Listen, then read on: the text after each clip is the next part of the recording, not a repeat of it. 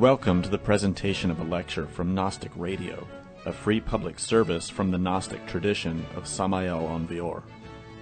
Gnosis is the root wisdom of all the world's great religions. Gnosis is a universal teaching of practical science, whose goal is absolute liberation from suffering and the complete development of the human being. This lecture is one of many available by free download or podcast. The hundreds of hours of lectures range in topic and complexity in order to address the many needs of humanity. Each Saturday, Gnostic Radio broadcasts live. The live lecture is accompanied by an online chat, allowing listeners to read additional explanations related to the lecture and providing an opportunity to ask questions of the speaker. To learn how to participate or tune into our continuous web broadcast, visit our website for more information at gnosticradio.org. Gnostic Radio is made possible by the financial support of listeners like you. For more information or to make a donation, visit our website at gnosticradio.org. Now, with heartfelt wishes for the end of suffering for all creatures, we begin the lecture. May all beings be happy.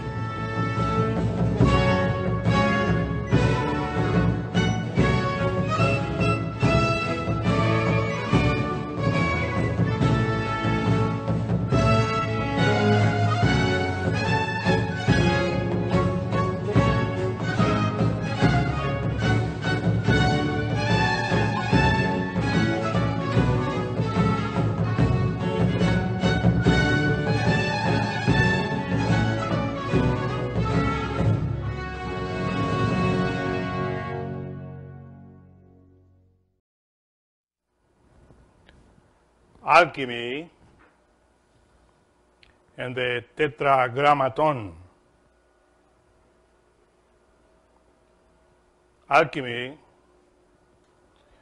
relates to the tree of good and evil. That is called in the Bible the tree of knowledge.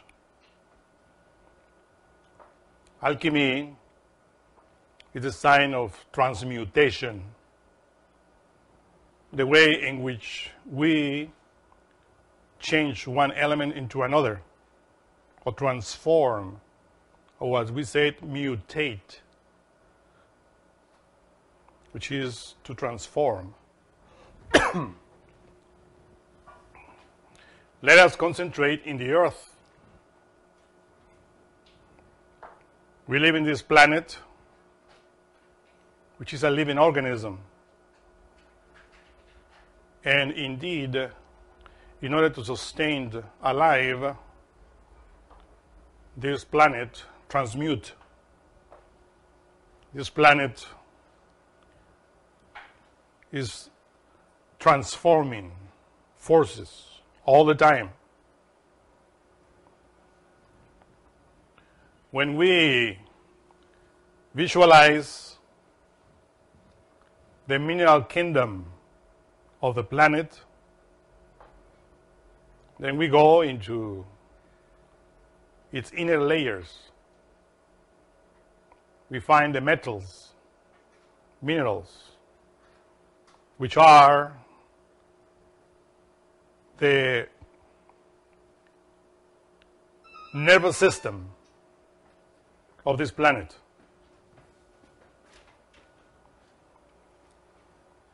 Metals,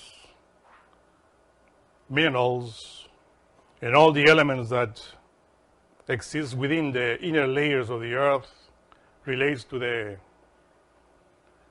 nervous system that channel electricity, solar light,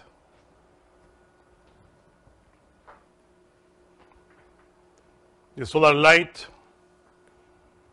is attracted mainly in the mineral kingdom by the oceans, lakes and rivers.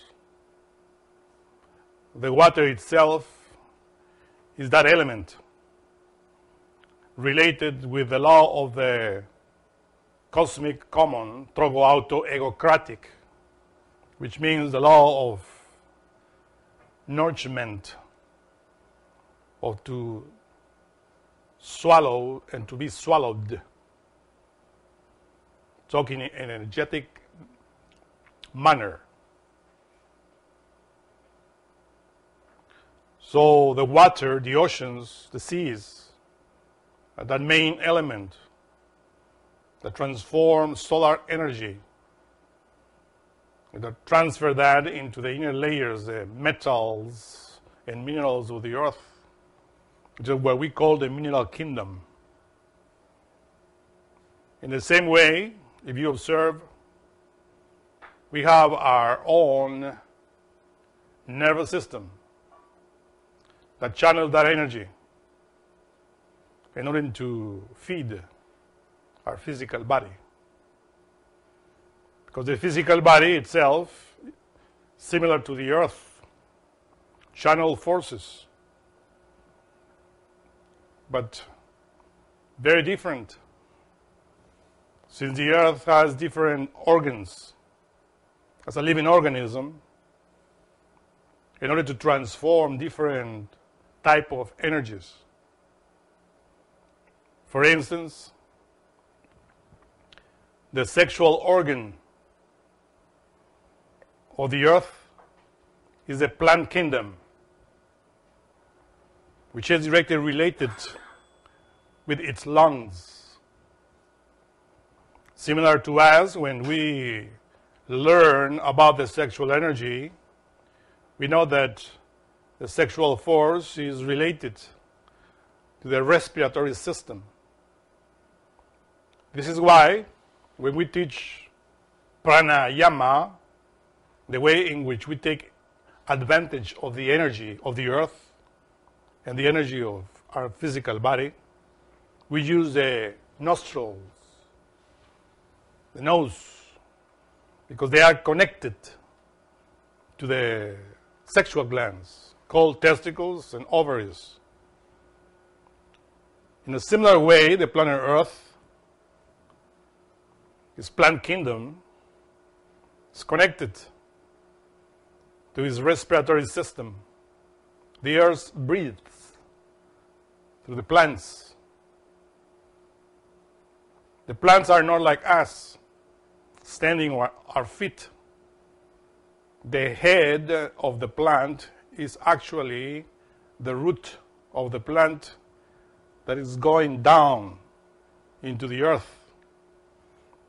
And its sexual organs goes up and is what we call fruits, flowers. The sexual organ of the planet Earth transform the solar energy through the plant kingdom. And of course, place the oxygen or the outcome of all of this transformation of alchemy in the atmosphere. The oxygen that we breathe.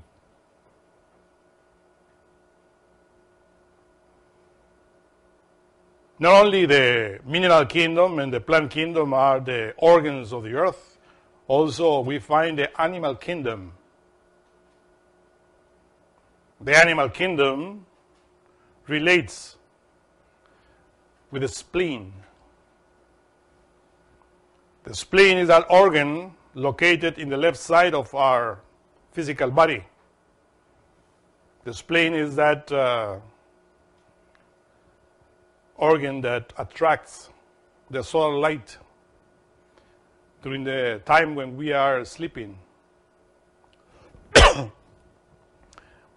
That solar light goes into the nervous system and charges the physical body during the moment of sleep. In a similar way, we will say that the planet Earth has its own spleen. That spleen is related with the animals. Each one of them has different type of organisms that attract different forces, solar forces, not only from this solar system, but from other solar systems, other galaxies, from the megalocosmos, the infinite. So the spleen is the animal kingdom. However, in the animal kingdom of the earth, we also find another kingdom, erroneously called humanity. We call it animality, because indeed we are intellectual animals. We still belong to the animal kingdom. It is very rare to find a human being. So this humanity, that we call it humanity for respect, is related to the liver. The liver, indeed, is that this humanity that transforms also forces. But if we observe the liver, it has underneath this other organ that is called gallbladder. The liver, indeed, is a large organism or large organ in our body. And the gallbladder is underneath, which is actually related to it. Both liver and gallbladder relate to what we call the forces of the moon, lunar forces, that also are in the universe. Because the planet Earth nourishes itself also with the lunar forces. These lunar forces are related with the inner layers as well. The Earth has two types of moons. We call it the white moon and the black moon, which are related to this humanity. Traditions among the Kabbalists state that this humanity has two wives, the white moon and the black moon. The white is that relates, of course, to the spleen, that element that projects the solar light in an organism. And the gallbladder is the black moon, within which we have the bile, that bitter element, necessary, of course, for our organism. In the same way, we have to visualize the planet Earth.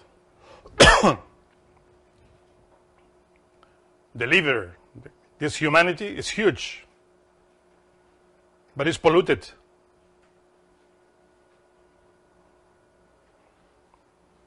In other planets of our solar system, the liver of those planets is not that polluted as this planet. If you remember, we stated that the liver reflects the power of the Father in the head. The power that we call the primary force, the Father, among the Father, Son, and Holy Spirit. It reflects His power, His kingdom in the liver. In the liver, we stated in other lectures, we find Satan, which is nothing but an animal force within the animal kingdom, which impels the sexual force in animals, whether they are irrational or intellectual like us. The difference is that the irrational animals obey the laws of nature, the cycles, and they reproduce according to its laws. In the contrary, we, the intellectual animals, we don't obey that cycle. We exercise the sexual act according to our own whim, desires. That's why when we state that this root race, that is called the Aryan race, relates to Aries, to Samael, we acknowledge that Samael, Mars, relates to the liver. In Kabbalah, we said Geburah relates to the liver.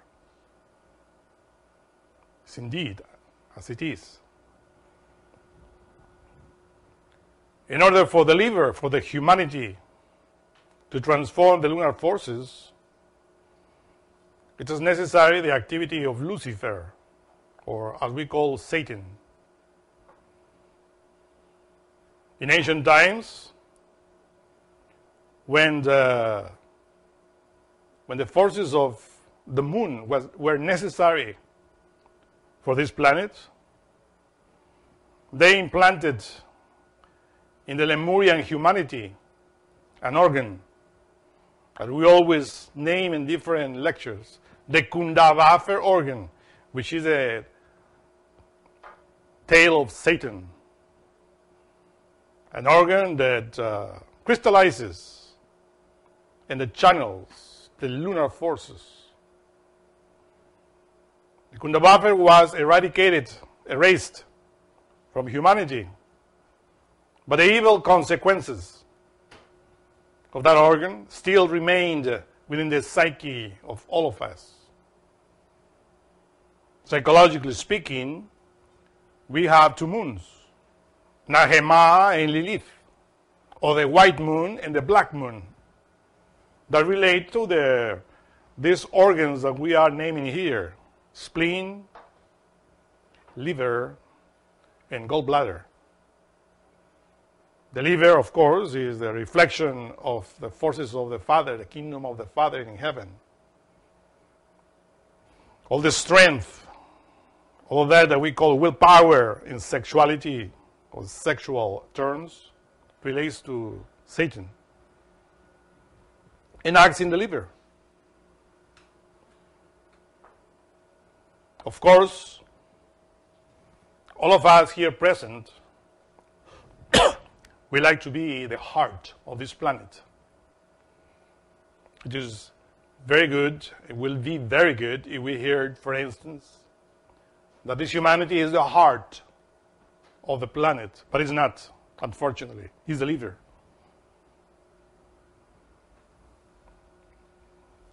In order to be the heart, we had to work with the superior forces, with that we call the monad, the spirit. And that's precisely the Gnostic doctrine.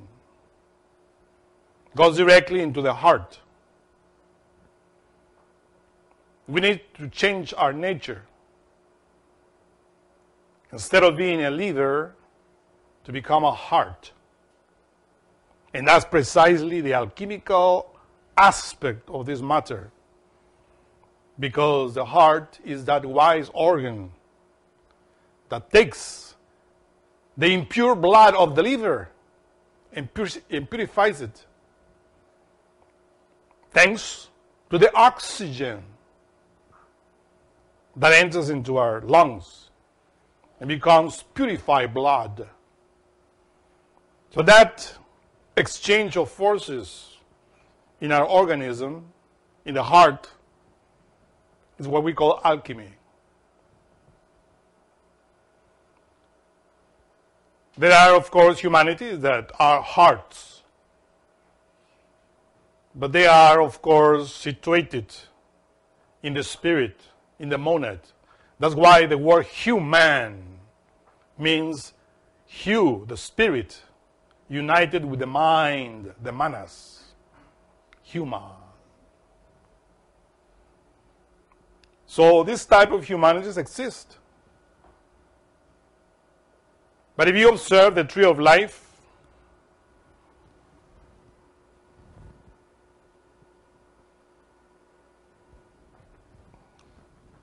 here we find, for instance, Tifereth, which according to the symbols relates to the heart and relates to the sun, S-U-N.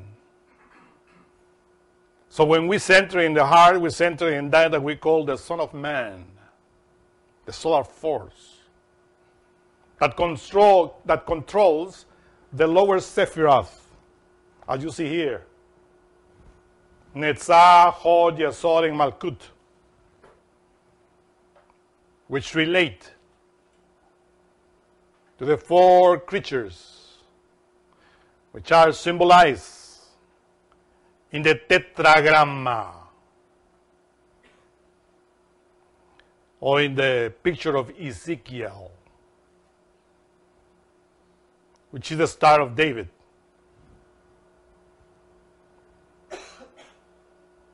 Netzah is the eagle, Hod is the lion, Yesod is the man, and Malkut is the bull or the oxen that should be controlled by Tifereth, the heart.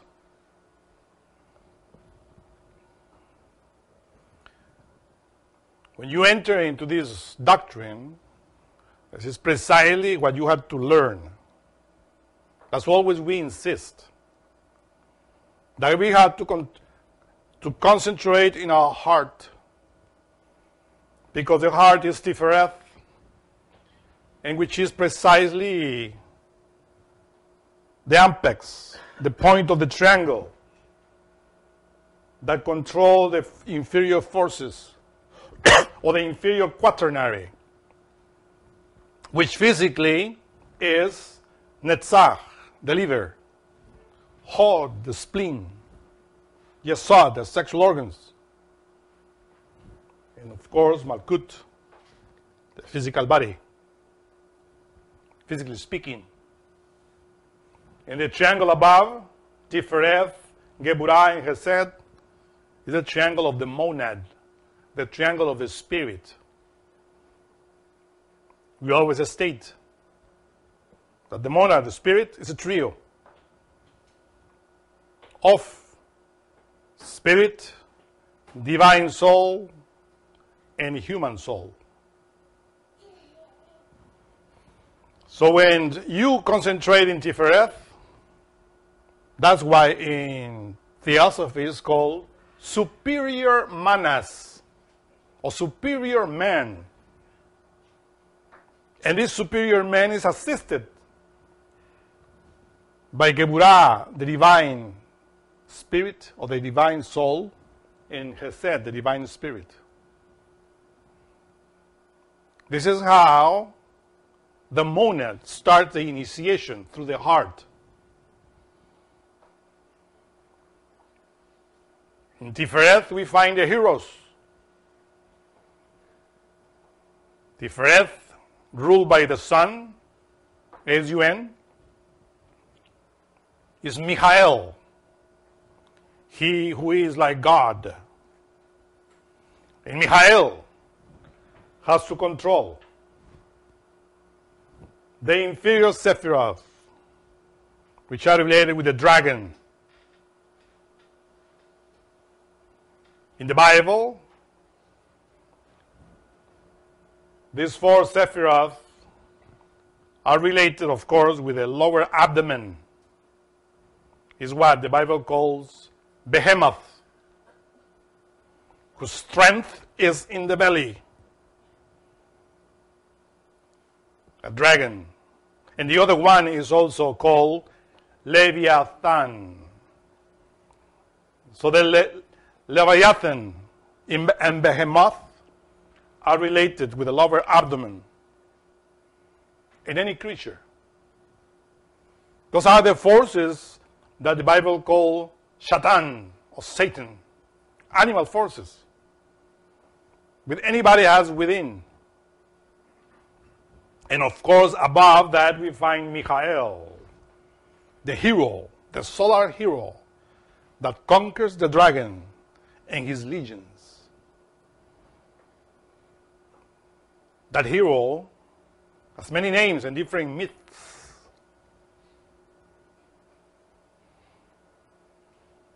Perseus, all of them children of Zeus. Jupiter, the father of all gods.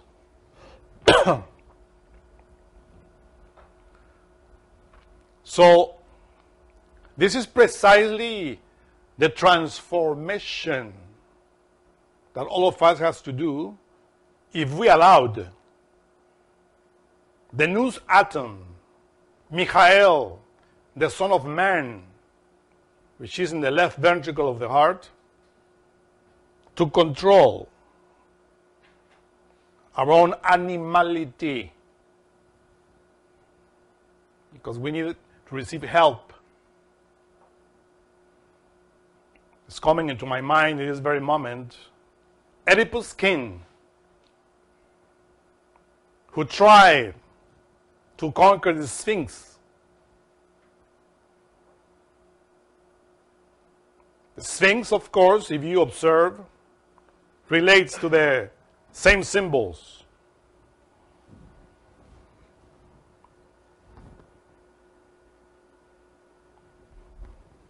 The paws of the lion in front of the Sphinx, the hoofs of the ox, and the back of the Sphinx, the face of a man, and the wings of the eagle.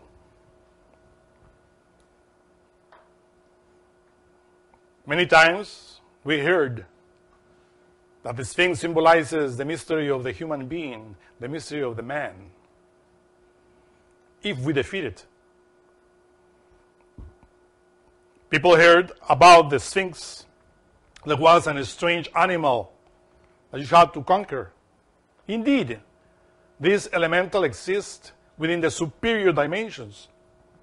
But the meaning of defeating the Sphinx means to take control of the elements related with the four creatures of Ezekiel.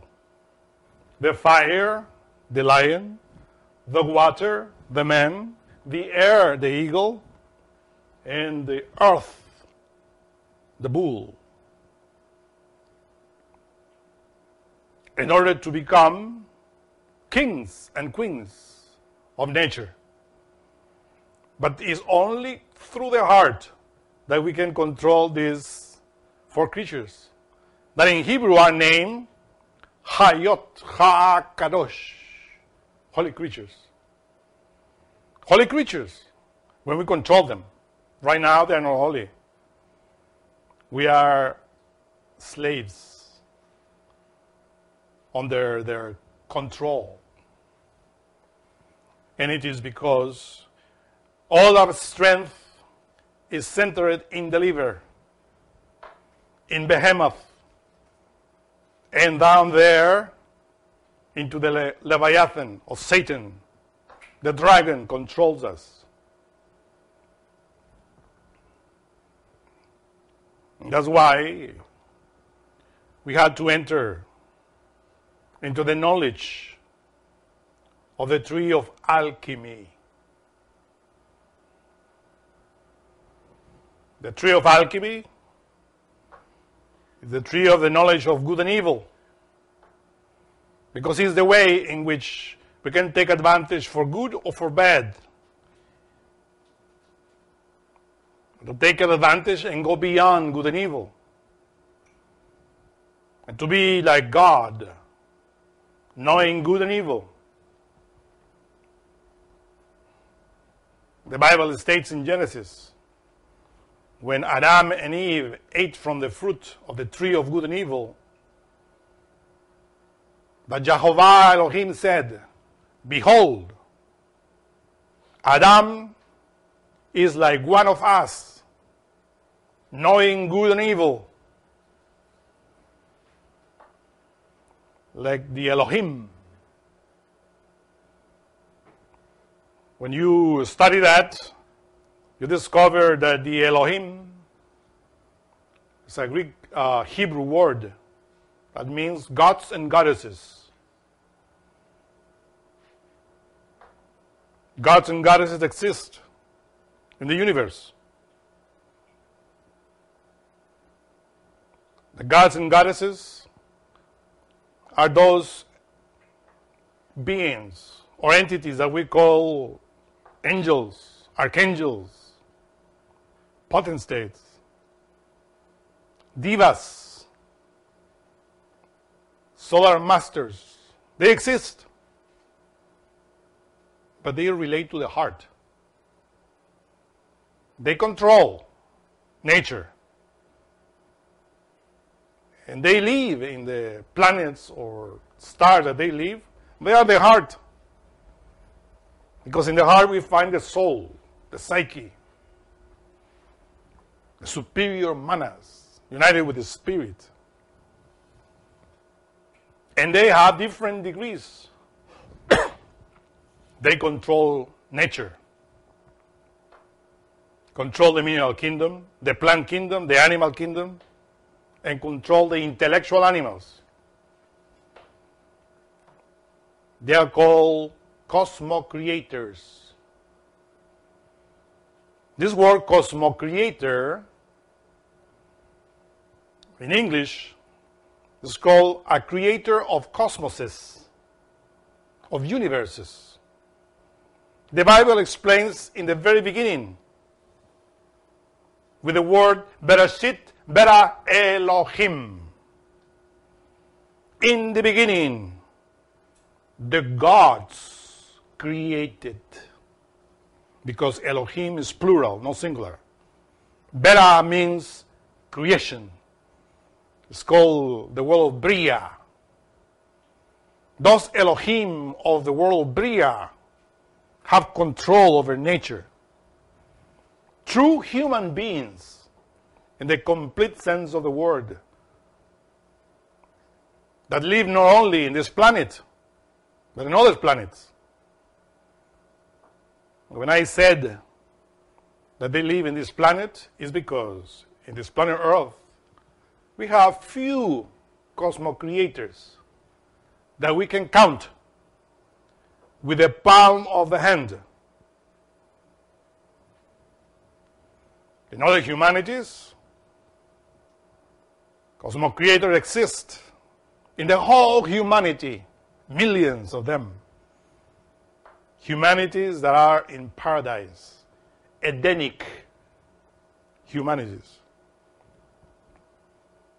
And they assist other planets. They travel in the space in order to help other humanities, like our humanity, that is really bellicose, related with the liver. They have no control in themselves because their psyche is very degenerated.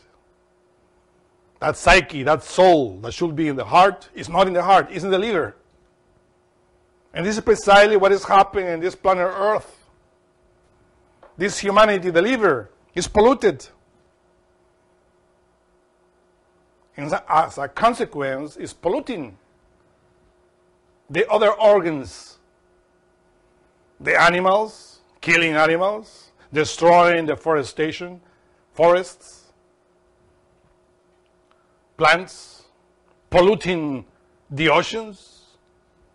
See how the intellectual animal, the liver of this planet, is digging and taking the blood of the earth.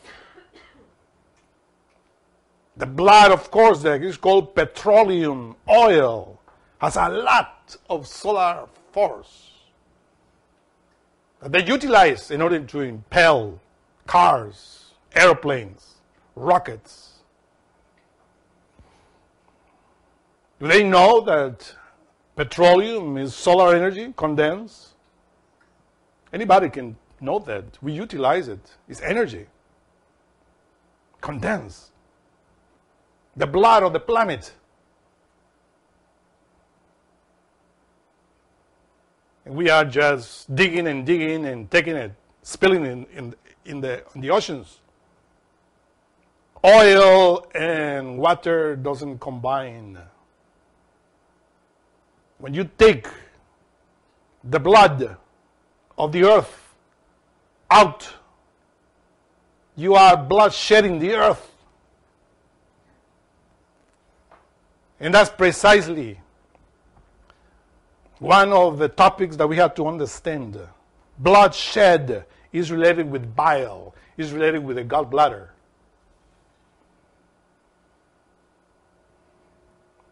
In the gallbladder, we find hatred, killing.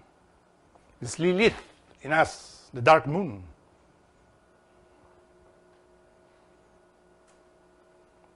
He who take the blood out of a man shall be avenged by the man, says the Bible. And it's because the word Adam means the breath of God within the blood. Aleph is a breath of God, symbol of the oxygen. And Dam in Hebrew is blood. So when you said Adam, you are saying the breath of God in the heart, which is the vehicle of the blood. So, but when you shed the blood of the heart, you are a bloodshedding person. And as a consequence, you are, of course, committing a great crime. This bloodshed is related to the tree of good and evil, the tree of knowledge. There are three great sins related with the tree of knowledge, or tree of alchemy, that we have to learn. The first is idolatry. The second is bloodshed. And the third is incest. And all of us are guilty of those three crimes. What is idolatry? Idolatry is, you shall not have other Elohim beside me, or in front of me, or next to me. That is the commandment given to the Lemurian humanity. How do you place an idol, another Elohim, or another god or gods inside of yourself? You do it through the liver.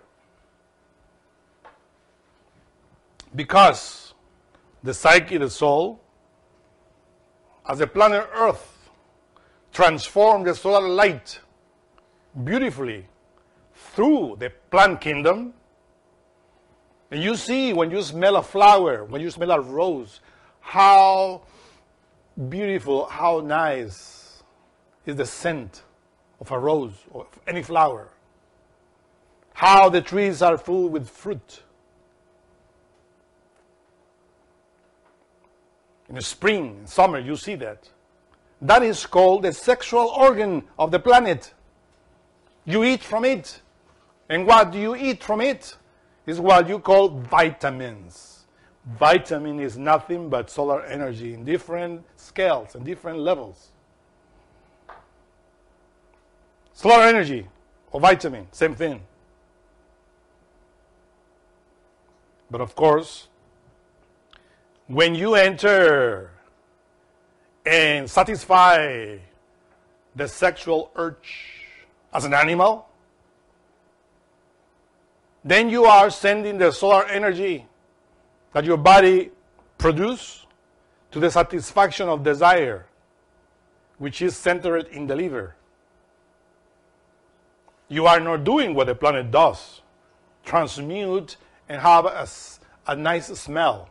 We stink like animals. And the animals spill the solar energy that is located in the sexual organs. As a consequence, because of the orgasm or the spasm or the satisfaction of desire through the animal body, we create within us that we call lust. Lust, L-U-S-T, is precisely that idol that we created in the beginning. And not everybody worships. People are that say, I am not an idol worshiper. Everybody who is a fornicator, who spilled the seed, the sexual seed like an animal, is an idol worshiper. He's worshiping that element that is called lust. And everybody has inside. When we covet the sensation of orgasm or spasm, the animal desire, that coveting is another idol. Through coveting, we are always acting in this physical world. We want just to satisfy desires, which are located in the belly. That's the power of behemoth. When that coveting is frustrated because we cannot satisfy it, then anger arises, which is frustrated desire. Anger, coveting, lust are the three doors that send us to hell, or to Klipoth, to the lunar way of devolution, hell, in other words, or inferno. This humanity is centered in these three things, or three negative forces: lust, coveting, or covetousness, and anger. When somebody is angry, it's because he's frustrated. That anger arises solar force, atomic energy that we have in the body, and feeds the animality that we have within. And we are not in that moment worshiping God. We are worshiping an idol called anger. And when we are coveting the neighbor's wife, the neighbor's spouse, we are, of course, worshiping another idol. And when we kill, we are centered in the bladder, in Lilith. Bloodshed is related with the gallbladder.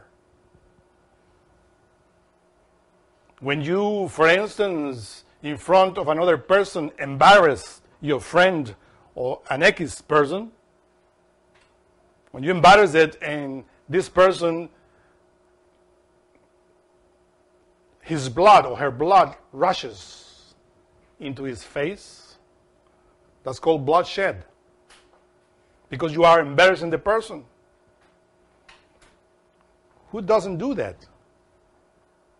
This is just in the lower level. The worst level is when somebody kills another person and sheds the blood. When they allowed the bile of the gallbladder to take over his self, like in this day and age. To kill is an art. There are movies where they put killing as an art. They worship that. So they see how the relationship of the gallbladder with the liver. That's why we are sick of the liver. Because we have the psyche, the elements within that destroy the liver, the gallbladder. Stones in the gallbladder, this is very common. In this area we have the lower appetites, gluttony, fear, etc. But in the spleen is that organ that attracts the solar force during the night transfer it into the nervous system in order for the physical body to charge again with energy for us to work the next day in order to satisfy desires. This is what we do. That's why it is stated that the spleen is the source of adultery. And what is adultery? It means the adulteration of the solar force. That instead of going to the spirit, as Abel, the son of Adam and Eve, was doing the sacrifice of the solar force in order to nourish the spirit. We don't do that. We follow Cain, who is a killer, and then an adulterer.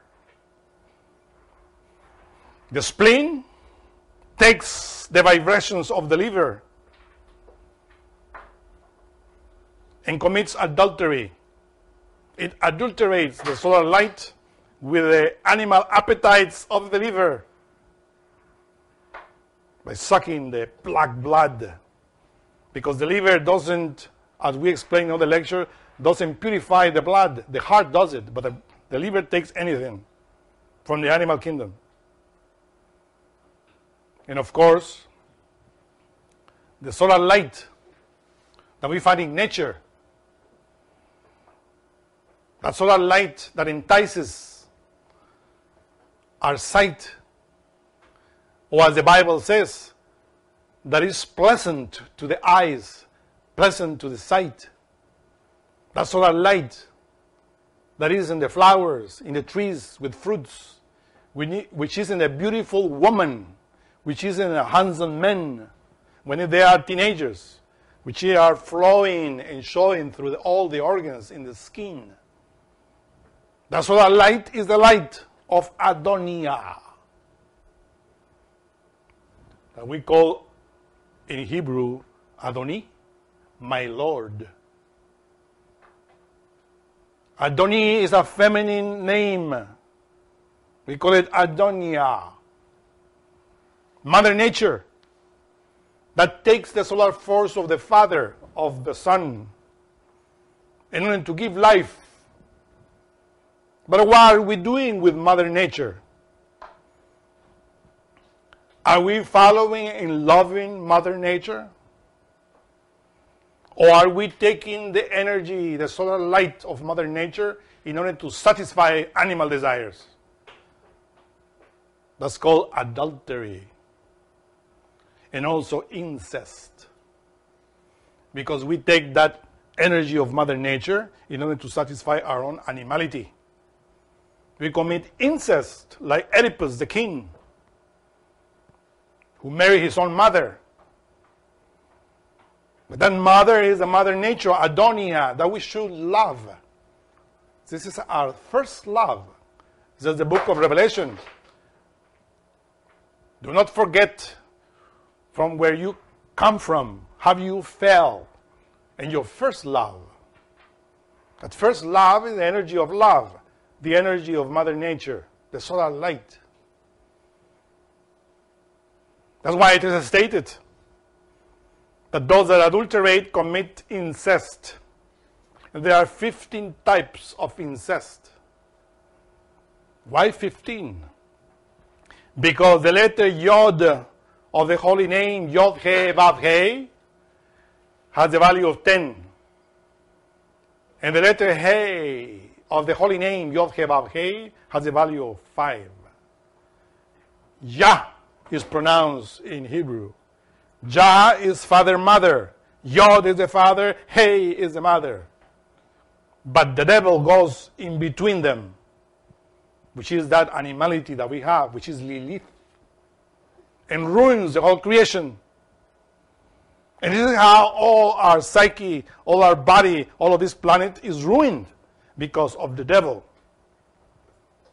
15. But, of course, this type of incest is related with the spleen. And the ruin of this planet comes from us.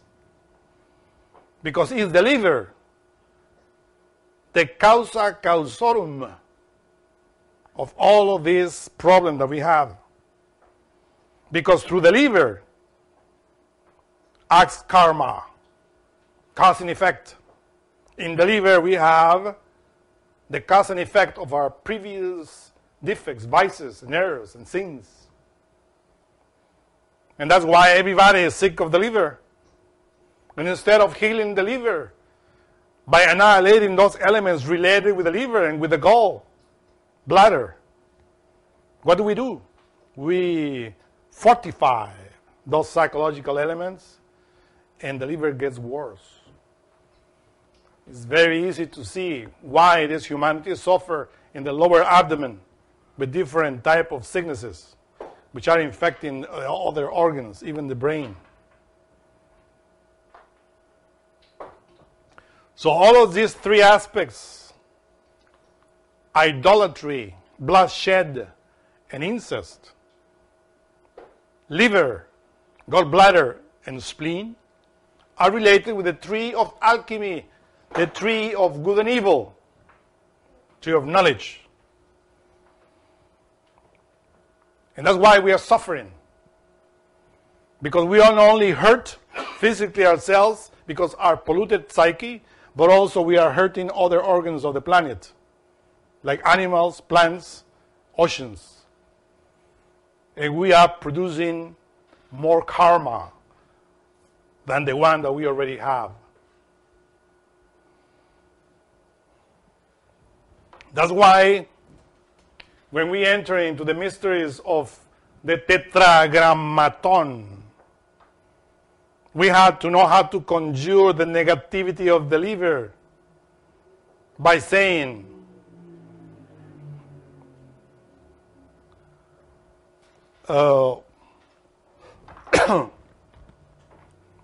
Elohim, Elohim, Elohim, do battle for me in the name of the Tetragrammaton, the superior forces of Geburah.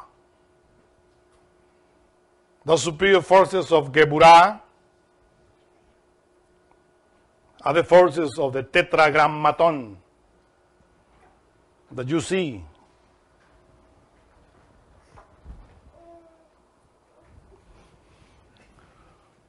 You find in the start of the pentagram, in the right hand of the pentagram, the holy name, Yod He Vav He, which is the famous Tetragrammaton.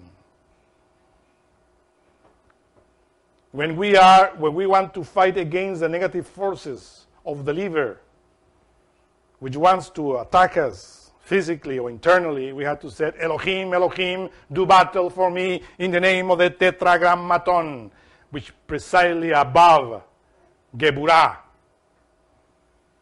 Because Jehovah Elohim, Yod-Heh Elohim, is above Geburah, which are the forces of Mars.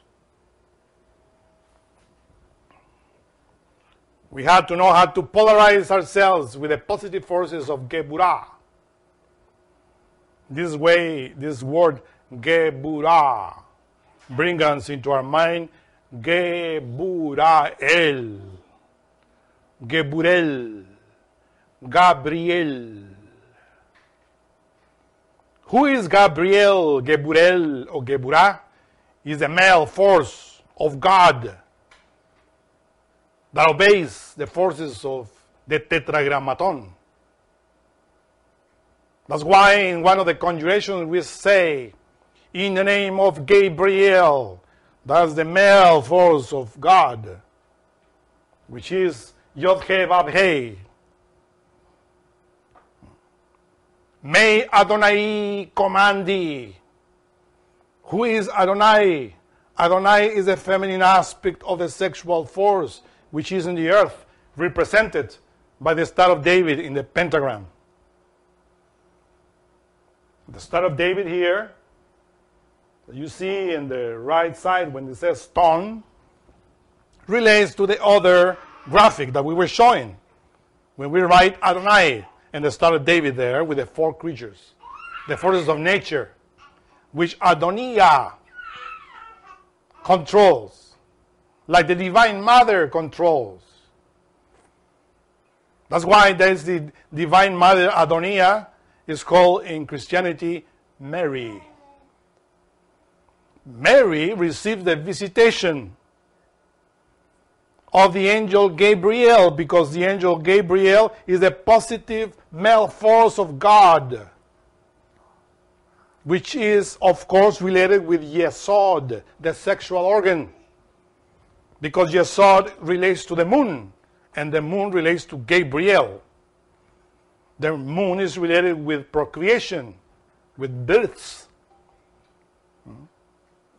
So this is how you say the annunciation of the angel Gabriel. It means the annunciation of Geburah, the force of God, which comes from above, from the Holy Spirit, in order to fecundate the virgin matter.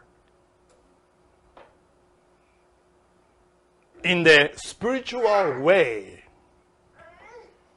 That's why you find that the angel Gabriel is always visiting the great initiates. John the Baptist was also announced by the angel Gabriel, and Mohammed was taught by the angel Gabriel, because Geburael, the superior forces of Mars, are the male forces that fecundate the solar force when we know alchemy, when we know the mystery of that. Remember that every planet has 2 forces, positive and negative.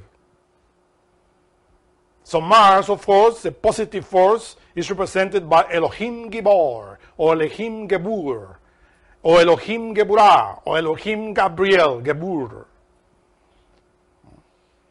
But the negative is Andramelech, which is a Hanasmus, somebody that steals the forces of nature for his own animality, satisfaction of his own animality. So that's why you find the planet Earth. This humanity belongs to Samael. Yes, it belongs to Samael. But unfortunately is polarized with the negative aspect of Samael, which is Andramelech, which acts through the liver in order to satisfy its animality. In the liver we find fear, terror. That's why one of the moons of Mars is called Phobos, which means fear, terror. From that Phobos comes the word phobia. There are many types of phobia related with the liver. And of course, this humanity polarizes with the negative aspect of Mars. But this Gnostic doctrine is teaching us how to polarize ourselves with the positive aspect of Mars, which is Geburah, Geburael, Gabriel, chastity. Because we want Geburael, Gabriel, the forces of Mars, to fecundate our own matter. When in this case is the Virgin, that eventually will appear if we go up into the initiations. So we hope that. That's why the Tetragrammaton, which is the 5-pointed star, has in the left side, or head left arm, we will say, the word Adam. Because Adam relates to the blood. Because Adam is the one that do the work of God in us through the heart. Because the letter Aleph is the same alpha of the Greek alphabet. As the letter Aleph has 3 graphics or 3 yods, which symbolize Father, Son, and Holy Spirit.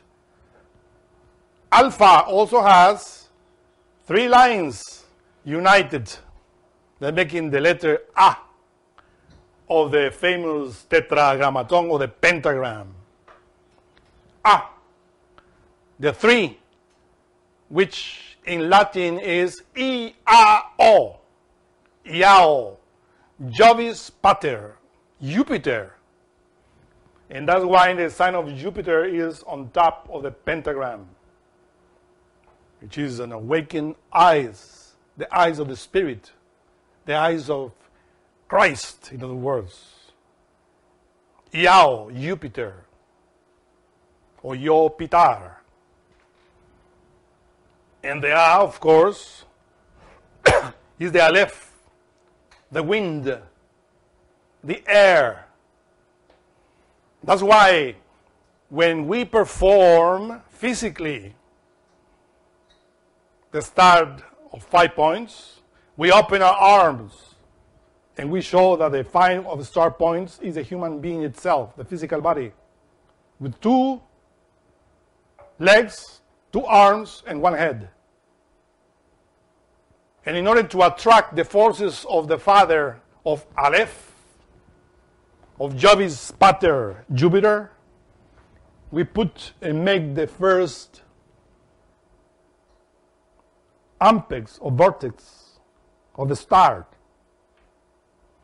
because we want the assistance of the cosmic Christ in ourselves. But if you observe the hands of the pentagram, each one of them has the power of the sign of Mars in each. Because Mars represents willpower, what in Greek is called telema. In order to do what we have to do in the heart, we need telema. We need willpower. And that's why when we do the sign of the pentagram or the 5-pointed star, we begin with our hands, because in our hands, the yod, in Hebrew, yad, yod, also symbolize the sexual potency, which is Geburah, the power of Mars. And we extend the hands up in order to point that everything that we are doing, we are doing it with telema, with willpower. That is our motto. And that willpower, we unite our willpower with God, which is Jupiter, above, which is the Aleph. And of course, that power comes from the heart, from Dalet Mem, Dam. When we descend the hands in our shoulders, that breath of God has descended into our blood. And we are then Adam.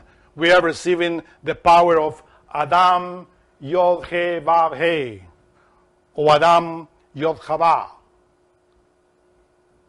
In other pentagrams, for instance, Eliphaz Levi, she writes Adam in the left and omits the Yod. And then we write Adam Chava, or Adam Eve, in other words, which is the androgynous, the lunisolar forces represented in the moon and in the sun of the star. But Adam Yod He Vav He, Ayam, we said, for instance, in the conjuration of the 7, by the sacred name of Shaddai, and by the name of Adam and Eve, who are Yod Chava. Adam and Eve that are Yod Chava. Begone Lilith, the bile of the bladder, gallbladder. Let us rest in peace, Nahema, which is precisely the spleen, because we tend to be pleasant with the solar light. Remember that solar light is always shown in the fruit, in the flower, and in the teenagers, in their physicality. Because that hormones from the ovaries and testicles flow in the skin.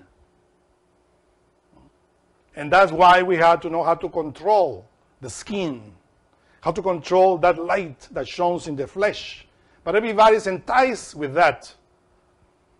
And we commit adultery with that because we covet the spouse of the neighbor only with our sight.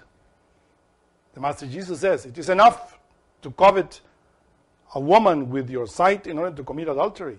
Yes, because we worship an idol in that moment inside of us and commit adultery by taking that solar force for the satisfaction of our lust, our animality. Only telema can help us. And that's why all of the sign of the five-pointed star is made with the hands. First up, then down, extended, and then you cross them in your sexual organs, which is the omega, because that is the end of the journey of the solar force. The solar force ends his journey in the semen, sperms and ovums. And that's why they are crossed there. But behold that the hands are the ones that are crossed over your sex. And that means that you have to learn the mystery of that and have telema, willpower, in order to transmute, in order to do the alchemy from the sexual organs to Tiferet, which is in your heart. And that's why the mystery of the transmutation is related with the two serpents of the caduceus of Mercury. The caduceus of Mercury has two serpents, because indeed there are two serpents. The one in the right is called Od. The one in the left is called Obd. In India, Ida Pingala. The two polarities, the moon and the sun, the solar atoms and the lunar atoms. The solar atoms are related with Od, the serpent of the right. Unfortunately, that serpent that gives us life, because it is in relation with the solar light, with the prana, with the solar energy that goes into our flesh, into our organs, into the flower, into the fruit. When we look at it, we get enticed. It is written that God made every tree pleasant to the sight. We have to learn how to transform impressions, how to transform that solar light for the spirit in order not to commit adultery. Because immediately when we look at a flower, of a fruit, of a woman, a man, and like him or like her, immediately we want to satisfy the lust, to commit adultery with that marvelous light of the Divine Mother, Adonia. We want to commit incest. And we have to transform that. In order to do that, we need willpower. The power of Samael. Because if we allow the negative aspect of Samael to control us, then we end spilling, masturbating, and ejaculating the sexual force in order to satisfy the animal within.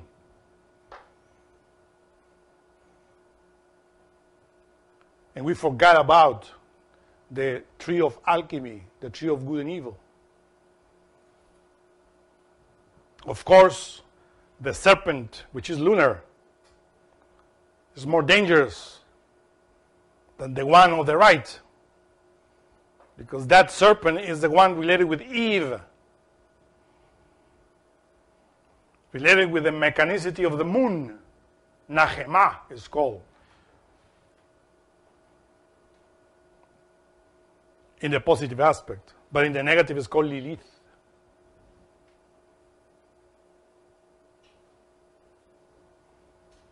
Lilith is precisely the one that fornicated with Adam and created the Kundabuffer organ. And the evil consequences of that organ is inside in our psyche. We had to stop being an animal by transmuting the sexual energy in order for that serpent to stand again in the caduceus of Mercury. And that's precisely what the pentagram is showing us. The famous tetragrammaton. Because in order to develop the forces of God within, we need to take his force, which is the creative energy in the solar, in the sexual organs, up to the heart. And that's the sign that you see. Because the wings of the spirit, those wings that the angels developed, which are related with chastity. As we explained, the four creatures that we need to control are in the middle of the pentagram. Gabriel is the moon. Michael is the sun. Raphael is Mercury. Uriel or Anael is Venus, the forces of love within.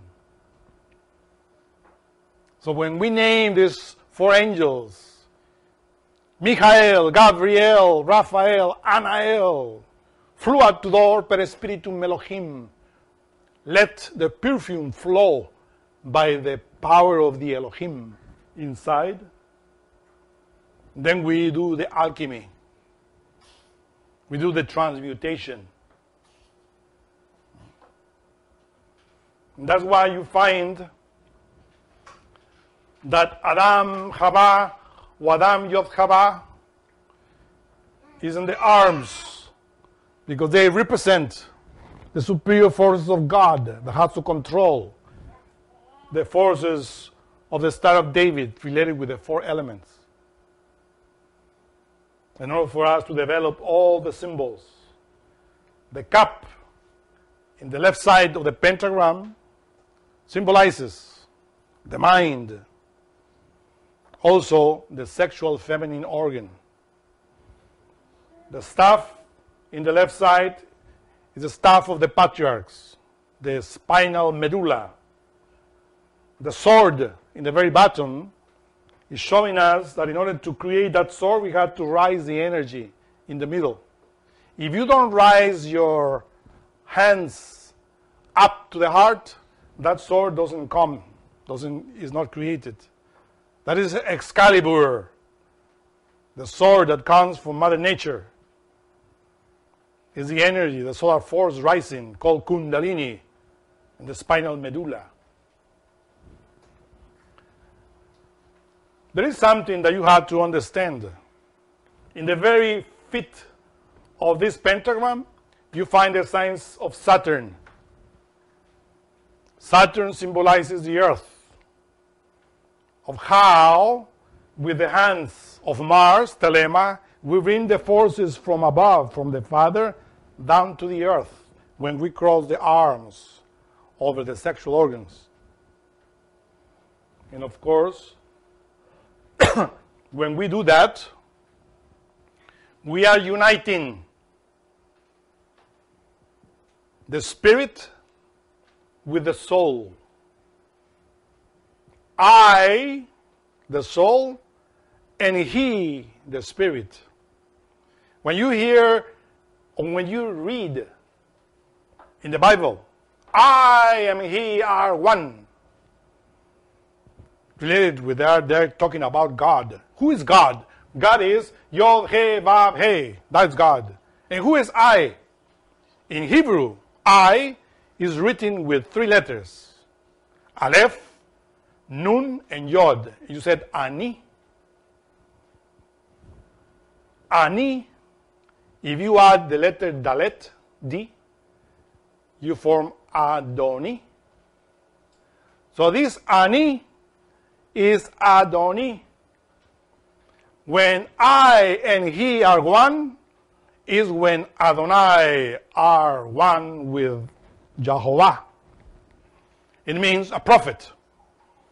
Somebody whose soul is united with the spirit. That is, I and he are one. But of course, we separated I from he. Because this I is a psychological I that satisfies lust, the animality. So therefore, is not worshiping he, which is Yod He Vav He, Jehovah, but worshiping an idol. Worshiping something inside of us through the sexual satisfaction, or through anger, or through coveting. This is what you have to understand when you see the pentagram, the symbol of this alchemy that we are showing you in this picture. For instance, in the left side, you find the word pehad, which means fear. We talk about fear. We say that it's related with the liver. Fear is in relation with justice. And kafar is in relation with expiation. It's in relation with the opposite of geburah, which is chesed. So, pehad is geburah, and kafar is chesed, expiation. Or as we say, mercy and justice, which here precisely the two sides, the right and the left. Mercy and justice, be ye the equilibrium and the splendor of my life. When you work with your heart. From your heart you are saying that. When you are saying that, remember these two Hebrew words in the pentagram, which are pointing you to the belly, the right side of the belly and the left side of the belly, pehad and kafar. There are two verses in the Bible, in the book of Deuteronomy, that talks about this.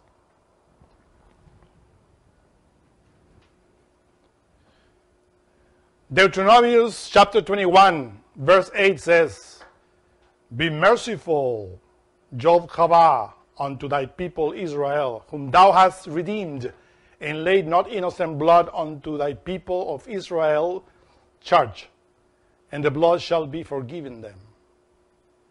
This is, of course, is how it is translated in the Bible.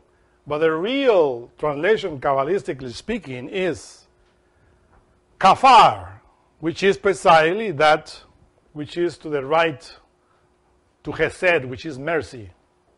That's why they write, be merciful. But in order for God to be merciful with you, you have to expiate. You know, if you don't annihilate the elements that within you create karma, your God cannot be merciful with you.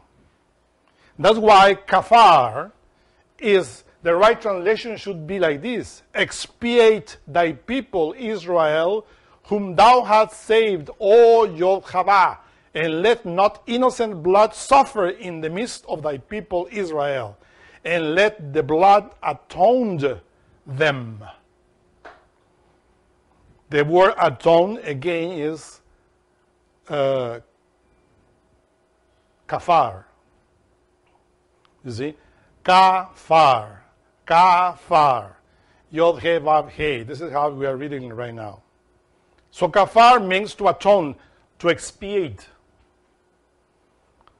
And that's precisely written in one of the, we would say legs, but it really is the left, one of the sides of the pentagram, which is related, of course, with the work of your superior spirit. Because when you work with God, He helps you to expiate. Remember that the Lord, the Christ, incarnates in the initiate in order to help him to expiate what he owes in a different ways in order to pay what we owe. The third factor of the revolution of the consciousness, by being charitable to others is the way in which we pay a lot of karma. But not only that, expiate the sin.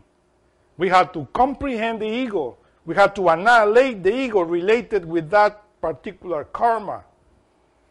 And in order to annihilate it, we have to be in chastity. We have to be faithful to our Divine Mother. The three factors. Then, be merciful with the people of Israel. The people of Israel are our own spiritual values, as we explained in many lectures, that we have within. That's why that chapter of Deuteronomy 21, chapter 8 says, kafar. Be merciful, this is the translation, but really it's not. Should be, expiate thy people Israel. How does God expiate the people of Israel in relation with the heart? By working with the blood, by working with alchemy. Because you name here blood. What is the innocent blood? The innocent blood is the solar light, the force, the vitamins that we have in the physical body, and the forces of our own soul. That is innocent. But the polluted blood that we have related with the liver, related with anger, with pride, with lust, with vanity, with gluttony, with laziness, that is polluted. That is not innocent. They deserve to die. So therefore we need a psychological death in order for God to be merciful with us. Because mercy comes when we are doing something for humanity and for ourselves. But we are asking for mercy. My God, this karma that I have is so strong. I need help. I need your assistance. Please help me. But meanwhile, we don't meditate. We don't comprehend those egos related with that karma. We don't suffer for humanity in order to be charitable, to help them. But we are asking and asking. But we never give. We never give. We have to give in exchange. And that's kafar, expiation. There are people, for instance, that they walk. I was watching the other day this movie from Tibet. When there's people that they prostrate and stretch their body and stand again and prostrate the body again, stretching there on the ground. And like that, they walk miles and miles and miles and to reach in the temple. That type of suffering, that's expiation. The way of in order to do that, of course, they are killing something. But the best way in order to do expiation is to sacrificing yourself for humanity, helping your neighbors,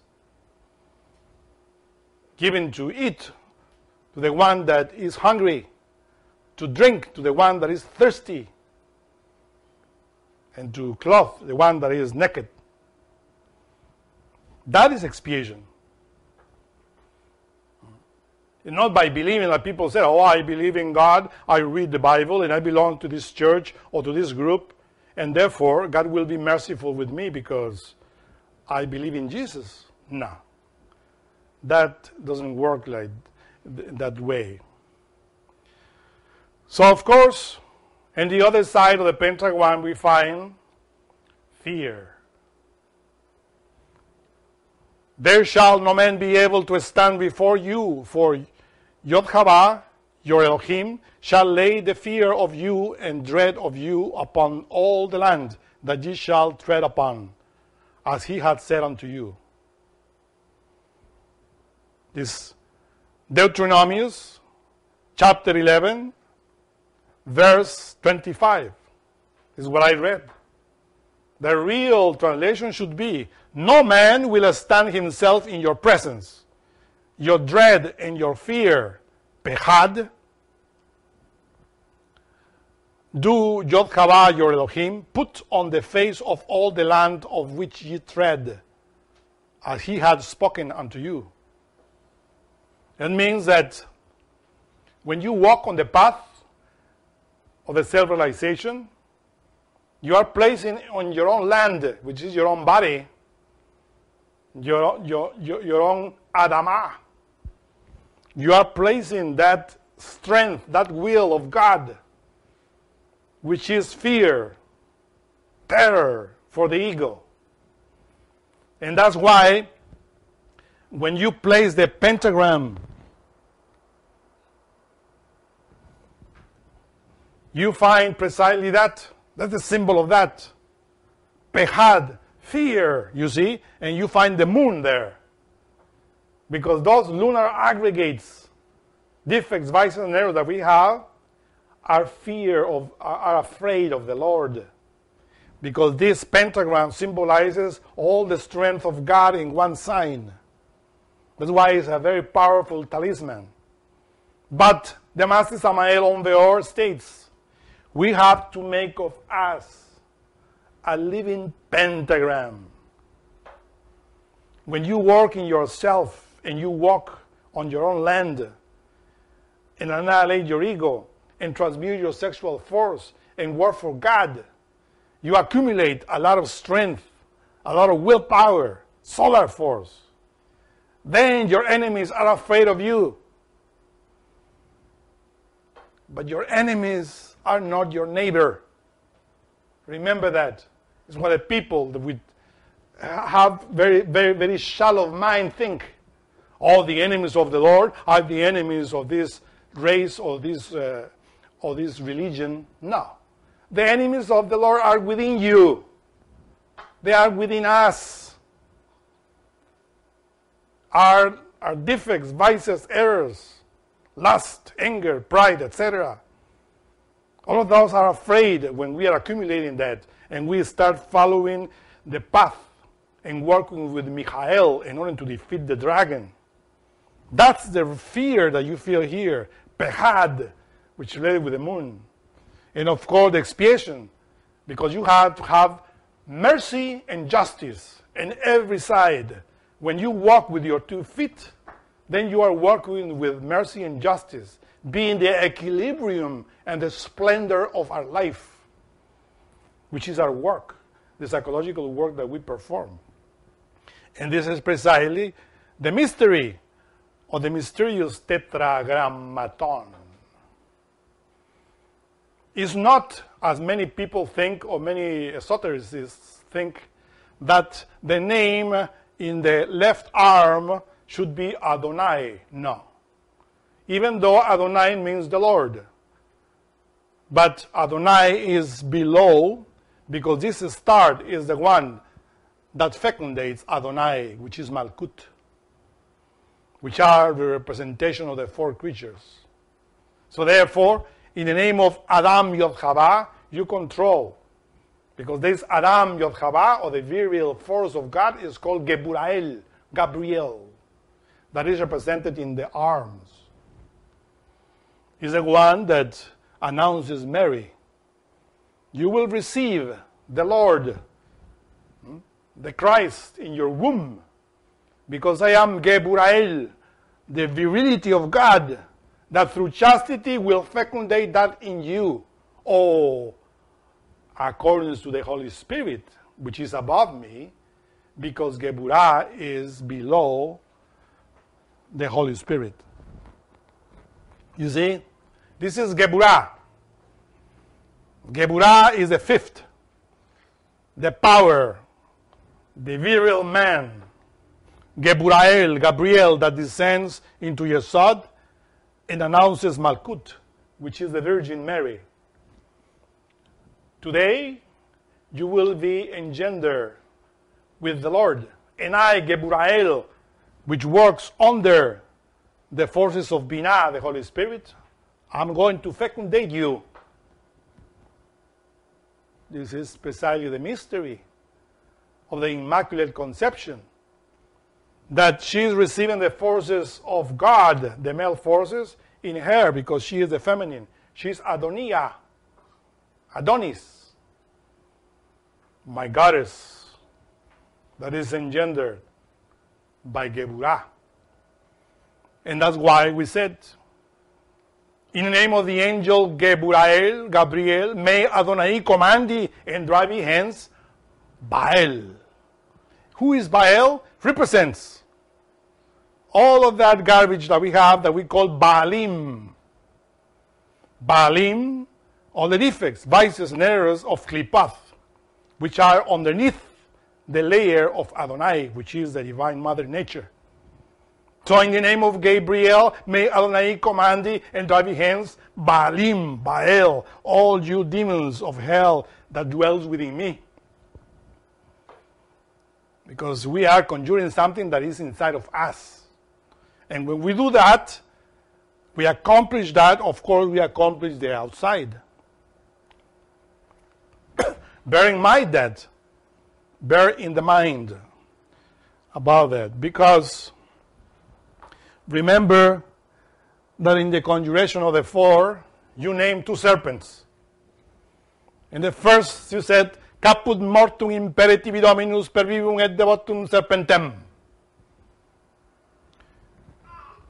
That is Latin. And that means corpse's head. May Adonai, you see, the Dominus, the angel Adonai, or the mother Adonai, command thee, the Bible says, by the living and votive serpent. In other words, we are talking about the serpent of light. That's the serpent Od, the solar force that we see in the flower, that we see in the fruit, what we see everywhere in this nature, that solar energy. Remember that the Lord says, I am the light of the world. That light of the world, that Christ, is precisely the one that is the vivum, or living and devoted serpent, or votive serpent. That serpent that is with light. But we should learn not to adulterate with it. Don't get enticed by the pleasant of the sight of that serpent, which is in every human organism, and every flower, and any tree, and any animal that you enjoy when you see how beautiful is this animal. Look at peacock. A peacock with all that beauty, the solar light shining through him.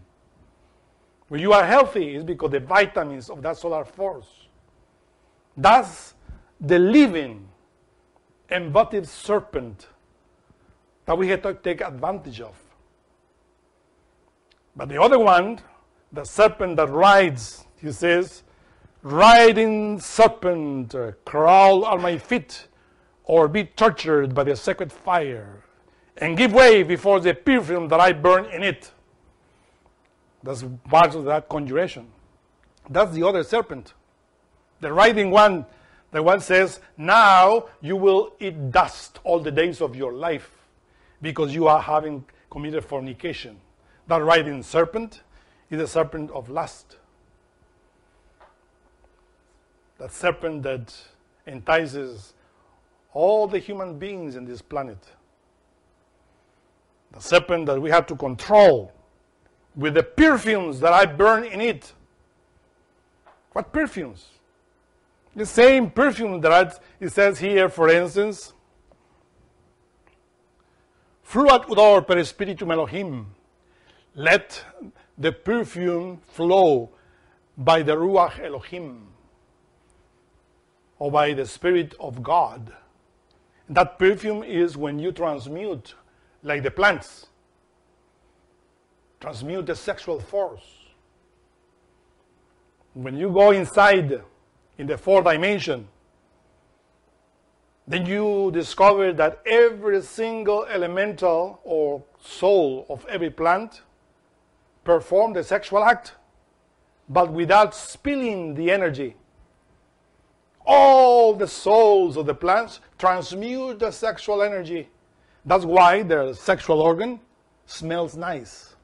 When you are smelling a flower, that's the sexual organ of the flower, the rose. When you are smelling a fruit from a tree, that's the sexual energy of the tree. And that's precisely what we said is the sexual organ of the planet. So when we do that, that perfume flows. That's why there are saints that says that when they died, they were smelling like perfume because they were not fornicators. They were developing chastity and annihilating through expiation their ego of lust.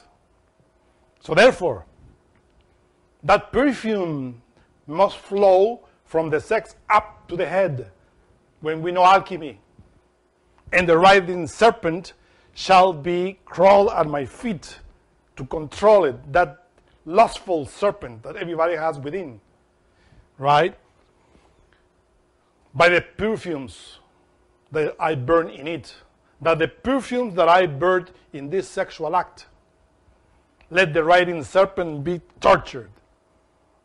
This is what we have to do. This is precisely the great work of alchemy that we do by the mystery of the Tetragrammaton, which is the holy name of God.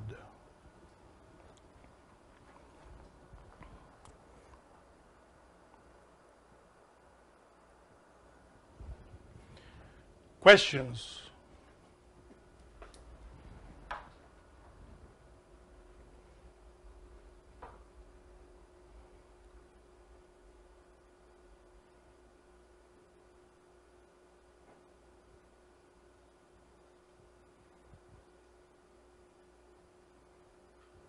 Yes.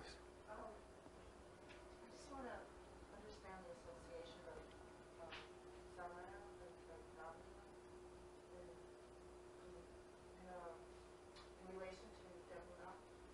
Deborah. The association of Samael and Gabriel in relation with Geburah. Good question. Geburah, unquestionably, is ruled by Mars and also by the sun, S-U-N.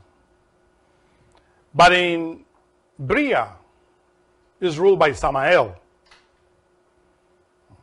And the positive ray of Samael is Elohim Gibur. It's a precious angel. But the forces of Samael are the forces of the solar fire that descend from above and enter into the earth. Enter also into our physicality. And they go into the liver. In the liver, of course, we receive the strength that gives us the sexual potency. Because according to science, Taoism, the liver, the kidneys, the spleen, are the organs that give sexual strength, either for a woman or a man. But of course, the forces that descend there goes into the sex, into Yesod. Yesod is ruled by the moon.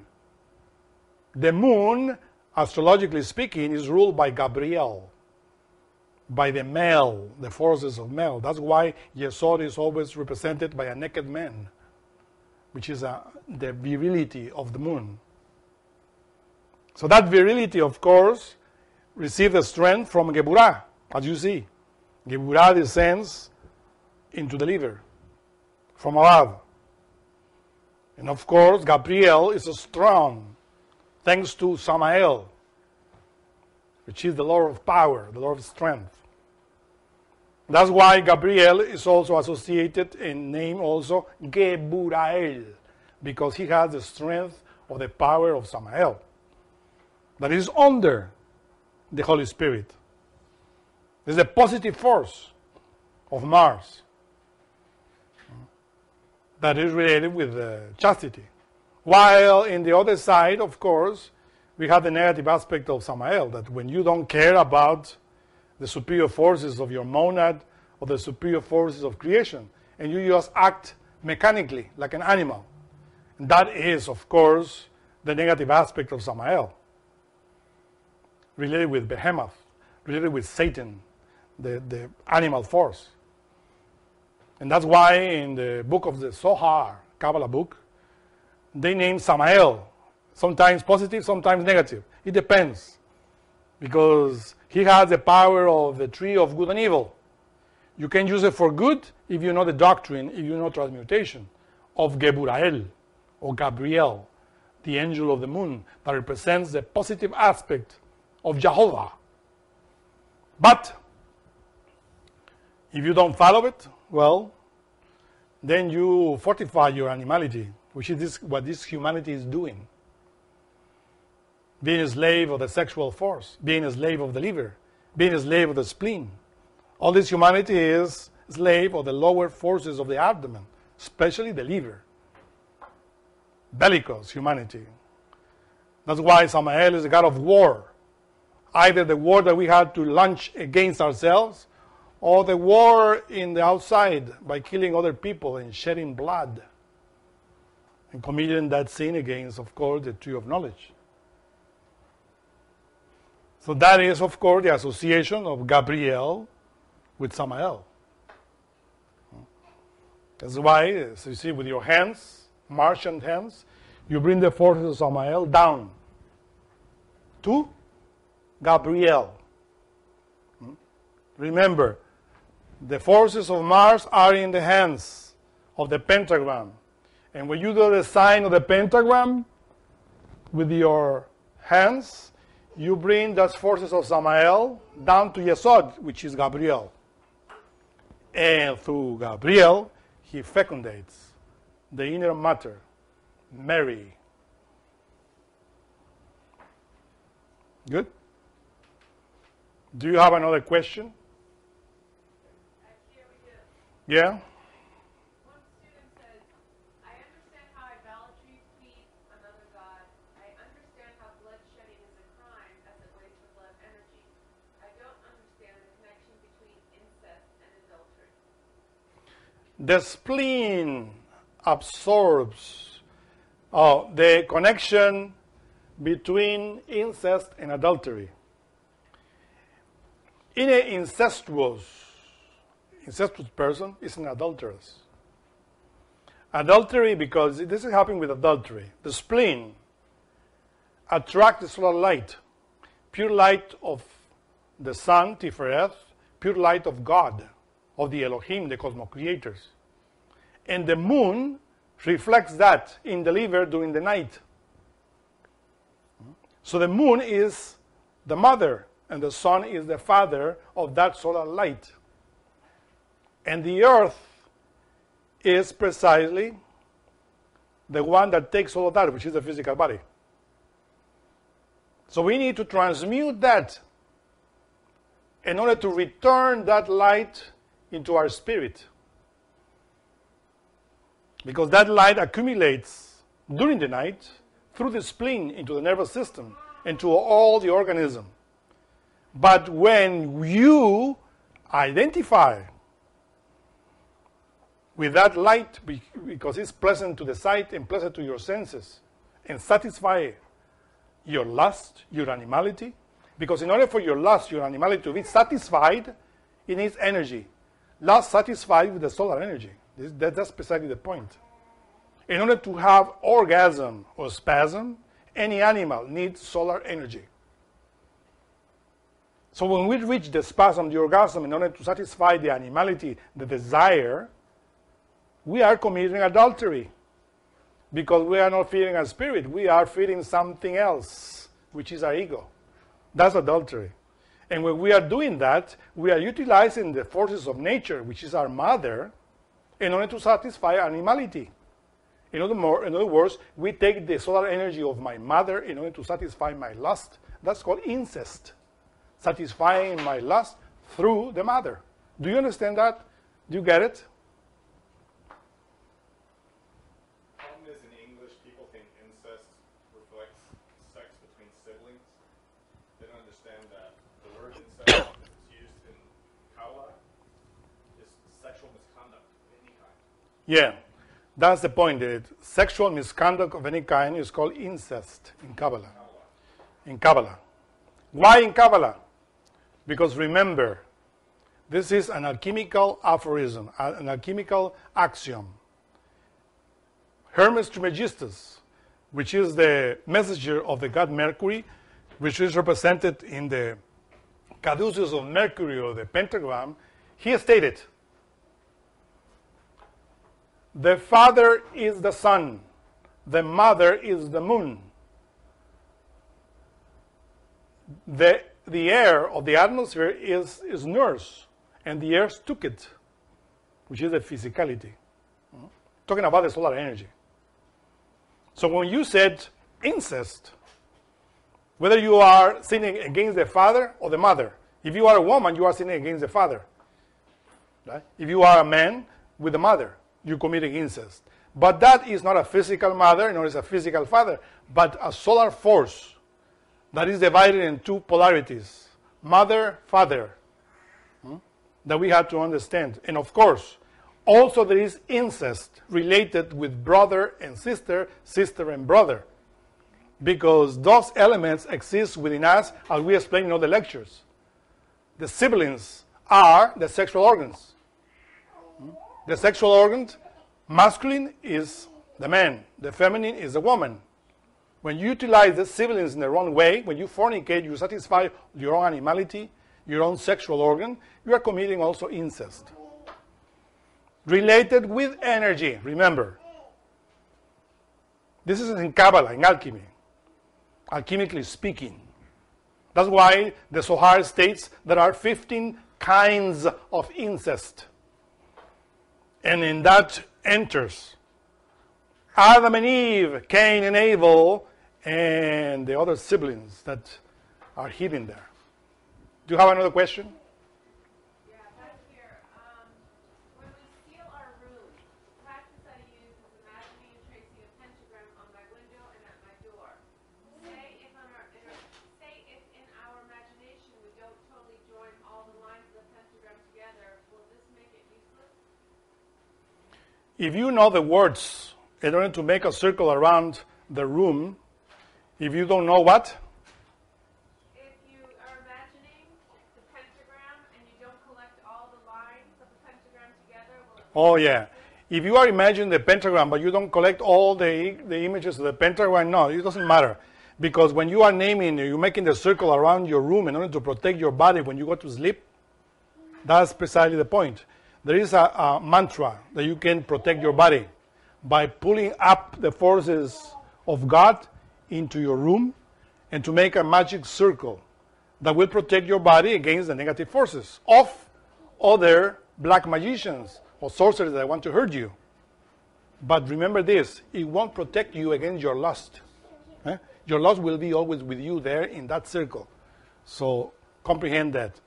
So the mantra that you have to pronounce is Elion, Melion, Tetragrammaton. Helion, Melion, Tetragrammaton. Helion, the forces of above, mingled with the forces of below, by the Tetragrammaton means that. It's a Hebrew words. Helion, Melion, Tetragrammaton. From above, down the Tetragrammaton. And then you imagine a circle around your room. Circle, magic circle. You don't need to imagine the pentagram. But if you imagine it, it will be good. And if you imagine with all the symbols, even better. But then you have to have a lot of good memory. You have to have always the pentagram there in your room. And when you are doing that, you just open your eyes and look at it. Right? And that resolves the problem. Another question?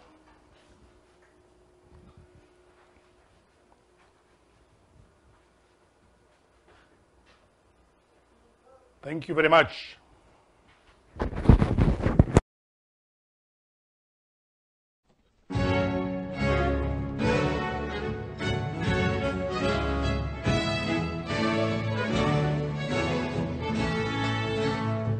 The presentation of this lecture was made possible by donations from listeners like you. Help Gnostic Radio to help others. Make a donation by visiting gnosticradio.org. For questions and deeper understanding of this lecture, we invite you to explore the wide variety of resources available on our websites. Thank you for your support. May all beings be happy.